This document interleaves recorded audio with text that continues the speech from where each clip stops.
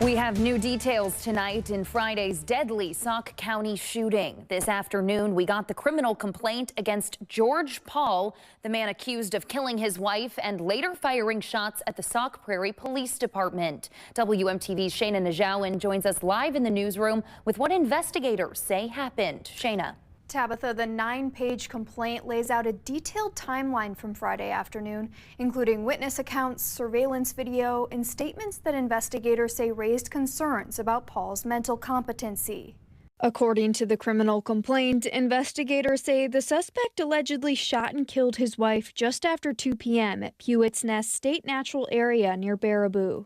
Deputies say she was found dead in the parking lot after multiple 911 callers reported seeing a man pull a woman from a vehicle and shoot her several times. The complaint says the suspect then drove to the Sauk Prairie Police Department, where surveillance video allegedly shows him firing 3 rounds outside the building before officers took him into custody minutes later during a traffic stop. That's when detectives found a pistol on the passenger seat of Paul's vehicle.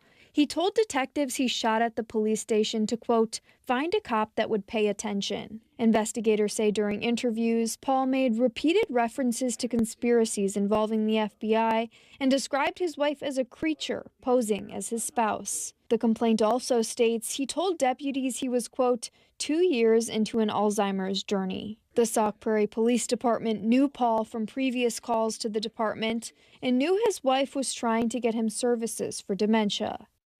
Court records show that Paul's initial appearance was postponed until tomorrow. A new attorney is being appointed through the county since competency may be in question. Live in the newsroom, Shayna Najawan, WMTV 15 News. Shayna, thank you. Paul is facing multiple charges, including first-degree intentional homicide and several firearm-related charges connected to both scenes.